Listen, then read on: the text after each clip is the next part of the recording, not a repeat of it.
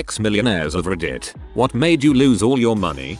My dad is an ex-millionaire. He's a freaking wizard at starting successful businesses. His problem is he can't let them go. He's the boss owner who never hires a manager that's not family because he just doesn't trust anyone else to run it. He drove $3 million companies into the ground because he couldn't keep up with his own success and refused to hire people to do it for him. My dad, not me. He made some really shrewd stock market investments after he retired. They were options on an oil refiner at a time when the USA had a real shortage of them. My dad had done a lot of research on this and studied the situation carefully. He got rich to the tune of maybe $2 million. He could have been set for life. My dad was already a really smart guy. He has a PhD in mathematics and was a highly respected big brain professional all the way back into the 1960s. However, he thought this took him to the next level. He bought a lot of newer options in the same company. I suggested to him that he diversify, put a bunch of money into something closer to an annuity or another conservative investment that would give him plenty of income forever. I told him if he did that, he would always be rich. Well, he is pretty far from that now. I haven't said a thing about that to him since he lost everything. I did what I could, at the time, to save him from himself. But who was I? It pains me to see how it played out for him. He did a lot of things right in life. He deserved better, but there's no deserve in securities investing. Morals of this story. 1. You aren't an investment genius after your first blockbuster win. You need a track record. 2. Diversify. Diversify. I can't second this hard enough. My mother-in-law received nearly $1 million in life insurance when my father-in-law passed away. She invested wisely, has lived off the money for the last 20 years, and still has about the same as she did initially. 2008 took about half of it, on paper, but she held on and it basically came right back. I watched a guy at a casino somehow get a loan against his house, about $200k, and lose it. He looked suicidal. Apparently he was already in almost $50k and thought he could win it back. I got hired there, and I would leave on Friday and return Monday, and see the same people in the same clothes, who pee and crap themselves and were still sitting at the blackjack table gambling. People like this are the reason hotel rooms in Vegas are so cheap. Covered. Built a business that was given a valuation of a few million back in January, but the industry is now down 80% and I'm doing all I can to avoid bankruptcy. First husband was making $1 million a year. He was enjoying life, spending frivolously, but bringing in enough that it didn't matter. We divorced, but amicably. No alimony, no child support. He just paid for whatever the kids needed. Then he got leukemia. He fought like heck for 3 years. The last 2 years were very expensive. It was worth it. Money won't make you happy, but the lack of it can destroy you. The kids and I can take comfort in knowing that truly, there was nothing else possible. His millions bought his kids 2 more years of dad, and I'm glad for him that he enjoyed his life while he could. His millions bought him 2 more years of dad. If you're American, then goddamn. Frick our healthcare system. This is heartbreaking. I work in finance and my team and I work with all very affluent clients. I've seen so many millionaires lose it all, not from investing in the markets, but from taxes, lifestyle and poor business decisions. Once had a client who was making $50k a month, but was spending $60k a month and perpetually dipping into his investments. There were months where payments bounced because he was living a lifestyle and always wanted more. My favorite investment advice: same car, same house, same spouse. Love it. Not me but an acquaintance. He got caught not paying taxes and dealing in stolen goods. He spent time in federal prison and lost everything, including his wife. Crime does not always pay.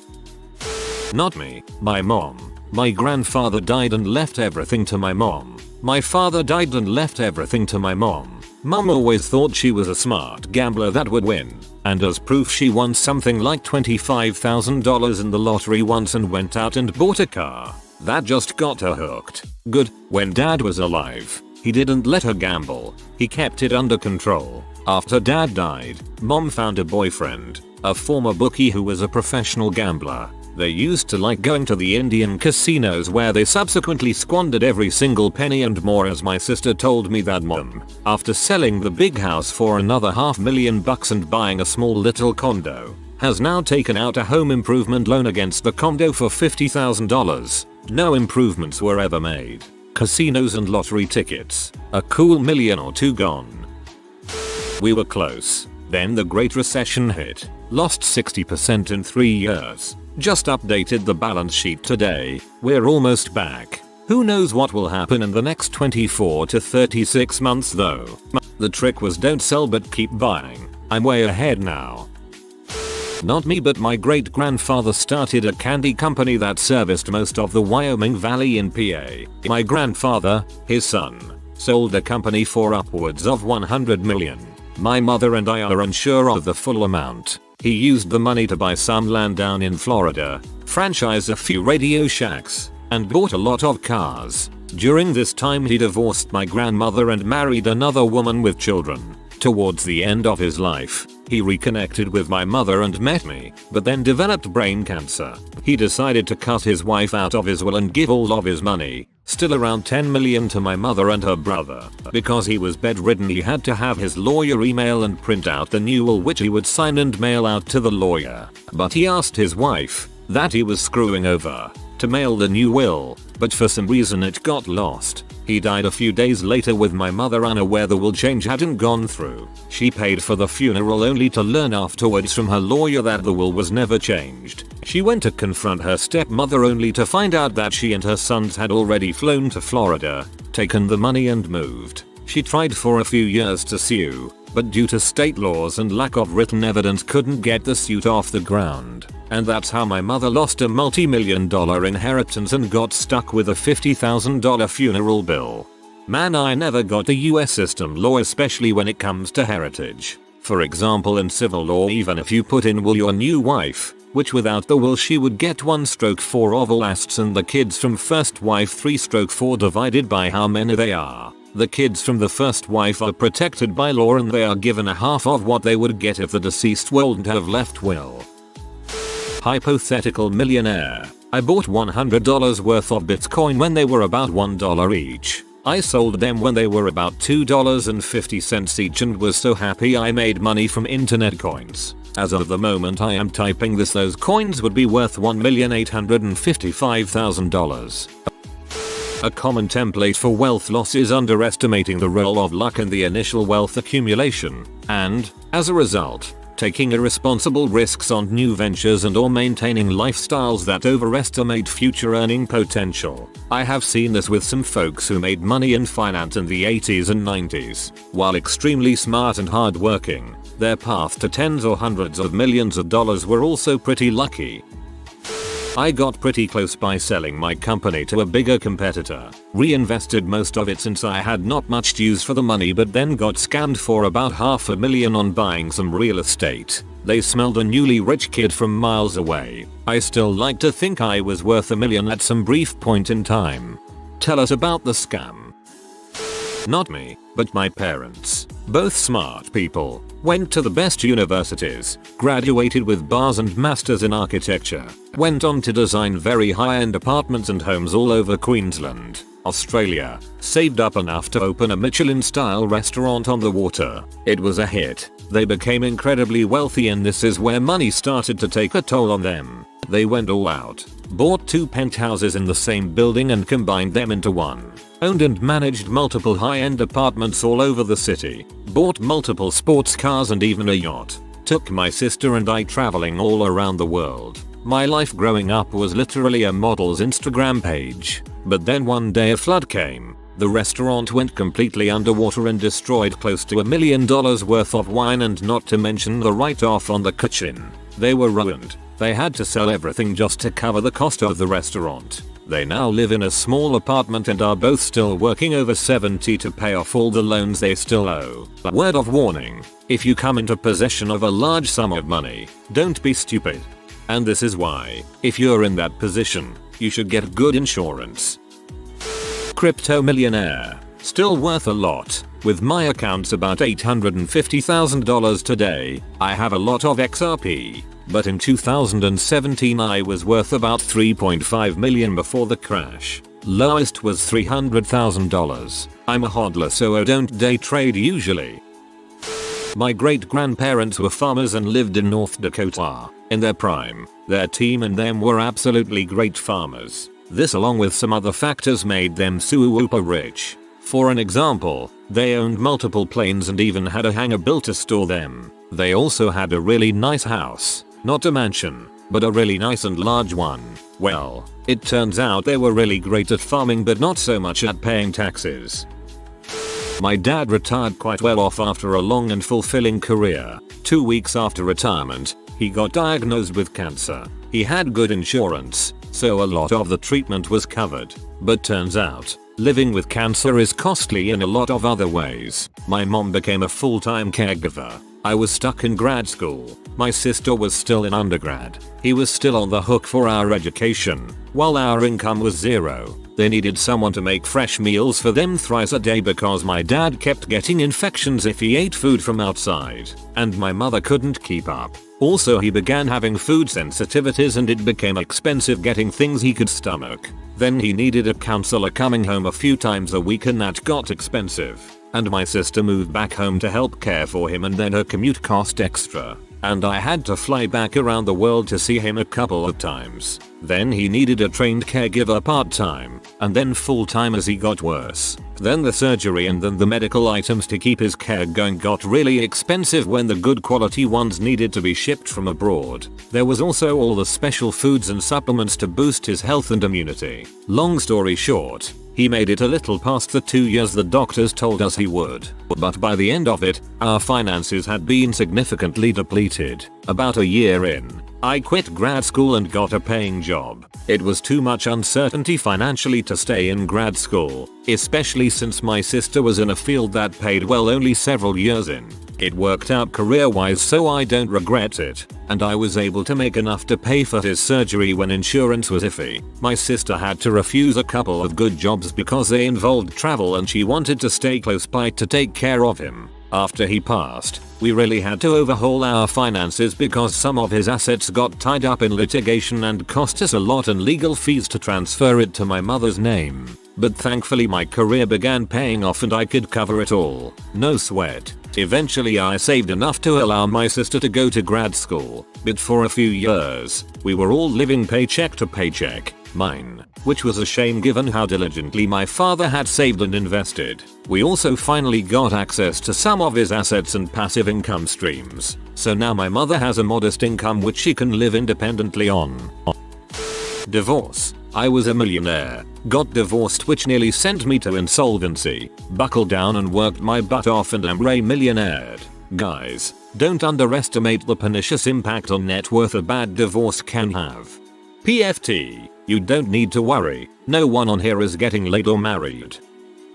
I'd guess divorce, maybe fraud as well. Trust me, if you ever win the lotto, every person you have ever met, seems like, will show up with their hand out. If you want to test that, post on your social media that you won a lottery and see what happens. Then, let everyone know you won $5. And, then, drop everyone who asked for money. It doesn't even take a big win. I won 20k on a scratcher earlier this year and posted it. I had hundreds of people DMing me asking to give them money, loan them money, invest in their business. Like I had won millions. I got not even 15k after taxes. I have a rich uncle whose father owned a big chain of gas stations and some oil fields in Turkey. When the father died and the uncle took over, he didn't give any crap about the businesses. Was just partying and squandering everything. Like he bought basically a new luxury car every week, and boats. And every few months he would move into a new luxury home and buy 100% new furniture for it and just threw the old stuff away. After some years it all collapsed and he had to sell everything to a big US corp when hitting insolvency. Everyone in the family hates him now. Well, he was always an entitled C. But guess what? Despite being an unproductive loser, he managed to marry a bank director. She is rich as frick and continues to sponsor his stupid lifestyle. Basically his sugar mummy. For some people consequences just don't seem to exist. I mean, how can you go broke owning oil fields? It boggles my mind. and every time we are visiting family in Turkey and drive from Istanbul to the city where my family is coming from, we are passing like 20 gas stations that used to have our family's name on them. I was a flight attendant and once had a passenger in FC out of Vegas who looked distraught, handed me a 20 and said, "Please keep the bourbon coming." In flight, he just drank looking down. I asked how he was doing.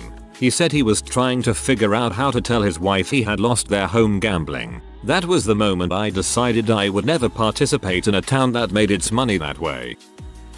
Technically not me, but rather my family. My great-grandfather was born to a long line of vicars who had land, properties and farms. They were loaded. He was the rebel-only son and swore that he would break tradition.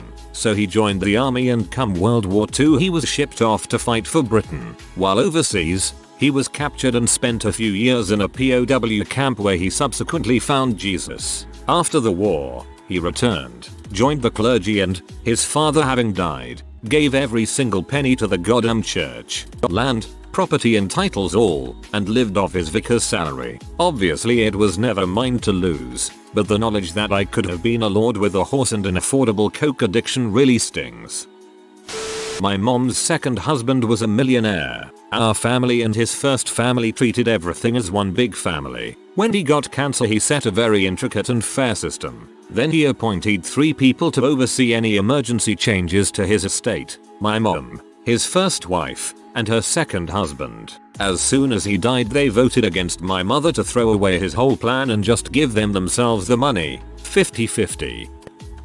A lot of people who win the lottery will blow their money on big purchases, like a house or a yacht. Then they have no money left to pay the yearly costs of those items, and they lose everything. Invest all your money in a safe stocks, get a mortgage on a house, and chill the frick out if you win the lottery.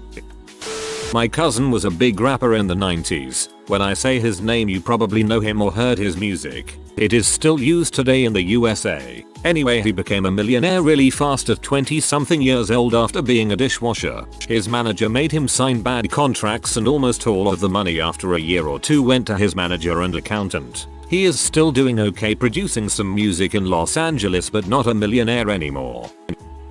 My ex's mom, not me. She grew up as a trust fund kid in a tremendously rich Jewish family in New York. When she turned 18, she decided to see the world, so she moved to Israel, then Iraq, then France. She spent 30 years moving from country to country, burning her money away like it was unlimited, but as it turns out, trust funds are actually finite. And one day she found herself with just barely enough left to get back the US and buy a tiny house. Her family had at that point long since disowned her, so she had to get a job. Only, what do you do when you have no prior work experience, no credentials beyond high school, and you're 48 years old? Answer: housekeeping at the local Best Western, apparently, until they fire you for rocking the boat too much. She proposed a bunch of changes within her first couple of months there, most of which being rather expensive and offering no real benefit beyond "I think it would look nice." Then, you drive a short bus for senior citizens until you turn the wrong way down a one-way street, panic at the sight of oncoming traffic, and steer straight into fire hydrant, then flee the scene, abandoning the company vehicle and its several now injured passengers. After that last one, she probably doesn't need to worry about room and board anymore, at least for a while. 12 years ago, I was making $95k as a software engineer. I was in an accident, suffered a brain injury, lost everything, and haven't worked as a programmer since then. My injury easily cost me $1 million. I hope thousands of people read this, then I hope they all go buy some STD Unlimited, because it helps in cases just like these. I built a business worth $3 million, had a house worth $1.4 million, investments worth more than $2 million, 4 nice cars, divorce laid me low, an ex-wife, a lawyer, and a judge stripped me of at least 3/4 of that, left me with a Miata race car, a bit of money and 51% of my company, still had to pay alimony. I gave up. I negotiated my way out of alimony by giving up more of the company, liquidated everything else, bought a boat and fricked off. 26 months later I sailed back into my life and started over. I've earned enough to live a modest retirement, and that's where I am today. Don't get married, boys. It ain't worth it. I've done it twice. The first time was a disaster. The second time was an annoyance. Just my opinion and experience. I'm way too drunk and shouldn't have posted. Anyway, there it is. I'm way too drunk. Your reasons are also the only reasons my father isn't a millionaire. Thankfully he held on to his business so he still has cash flow. Divorce however has lost him every bit of 2 million. But I will say, he can actually blame almost all of that on originally being way too drunk. He's an AA now.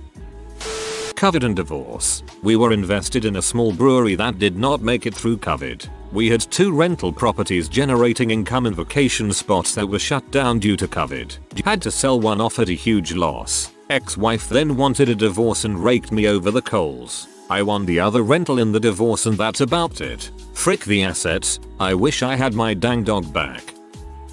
My dad had over $20 million in a business with 12 locations and 3 more opening on the way. An employee who was caught selling drugs fabricated an elaborate story that he got the drugs from my dad's company, and that the whole company was a front for the Mexican cartels. My dad spent a lot of time in Mexico back in the day and had a criminal record, so that was enough for the deed to raid him on this story. They stole all the computers, terrorized the employees, and raided every one of the locations on the same day with over 300 SWAT, including a raid on his own home. He wasn't there, just his young children. They're traumatized by it. They found nothing. Absolutely nothing. All papers in order. No indictments came. No case. Regardless, most of the employees and management quit due to the investigation. He had to close most locations and sell after less than a year at a huge loss just to pay for the lawyers to defend his case. The worst part is that they won't admit they've found nothing. They'd spent millions on this raid.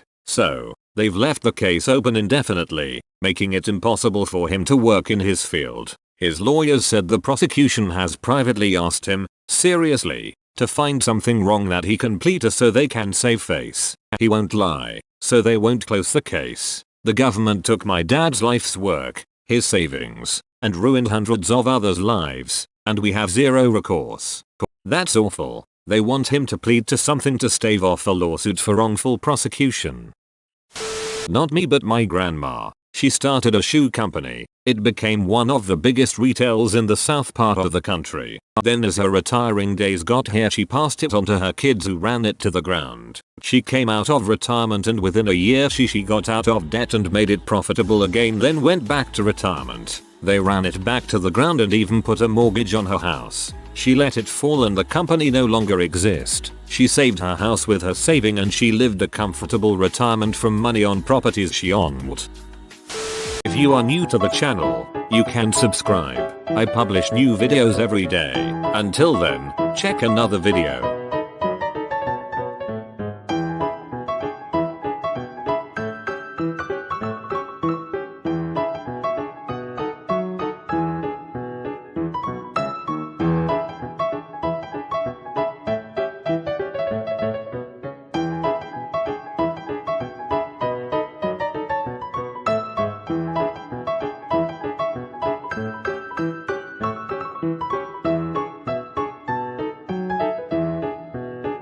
Bye for now.